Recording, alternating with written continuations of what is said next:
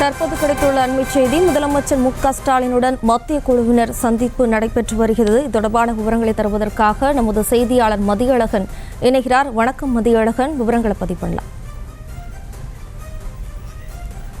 இது தொடர்பான விவரங்களை தருவதற்காக நமது செய்தியாளர் ராஜேஷ் இணைகிறார். வணக்கம் ராஜேஷ், விவரங்களை பதிவு பண்ணலாம். வணக்கம். சென்னை தலைமைச் செயலகத்தில் மத்திய குழுவினர் தமிழக முதலமைச்சரை சந்தித்து ஆலோசனை நடத்தி வருகின்றார்கள். இந்த மிக்ஜாம் புயல் எதிரொலியாக ஏற்பட்ட வெள்ள பாதிப்பில் சென்னை, திருவள்ளூர், காஞ்சிபுரம், செங்கல்பட்டு உள்ளிட்ட 4 மாவட்டங்களில் வெள்ள பாதிப்புகள் ஏற்பட்டது.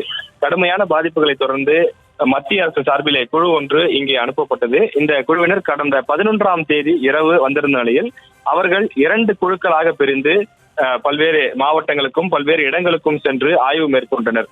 இந்த 2 நாள் ஆய்வு முடித்துவிட்டு தற்போது மீண்டும் மத்திய குழுவினர் தமிழக முதலமைச்சரை சந்திப்பதற்காக தலைமைச் செயலகத்திற்கு வந்திருக்கின்றார்கள். இந்த 2 நாட்களில் அவர்கள் சென்று வந்த இடங்கள், அங்கே இருந்த பாதிப்புகள் ஆகியவற்றை எல்லாம் அவர்கள் குறிப்பெடுத்து வைத்திருக்கிறார்கள். அது தொடர்பாக தமிழக முதலமைச்சருடன் அந்த ஆலோசனையானது நடைபெறுகின்றது. இந்த ஆலோசனையிலே தமிழக முதலமைச்சருடன் மத்திய குழுவினர் ஆலோசனை செய்து வரக்கூடிய நிலையில் தமிழக முதலமைச்சர் சிவதாஸ் மீனா மற்றும் தமிழக அரசினுடைய முக்கிய துறை சார்ந்த IAS அதிகாரிகளும் இந்த ஆலோசனை கூட்டத்திலே பங்கேற்றிருக்கிறார்கள். இன்று மாலையே இந்த குழுவினர் டெல்லி செல்ல இருக்கின்றார்கள்.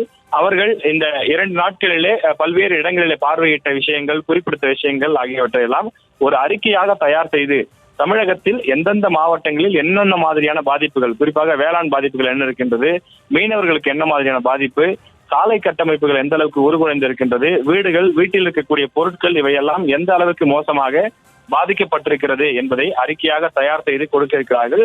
எனவே அந்த அறிக்கையினுடைய அடிப்படையில் மத்திய அரசு தமிழ்நாட்டிற்கு தேவையான அந்த நிவாரண நிதியை தொகையை வழங்கும் என எதிர்பார்க்கப்படுகின்றது.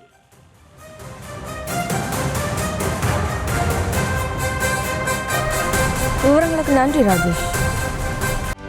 செய்திகளை உடனுக்குடனும் துல்லியமாகவும் தெரிந்து கொள்ள சப்ஸ்கிரைப் பண்ணுங்க.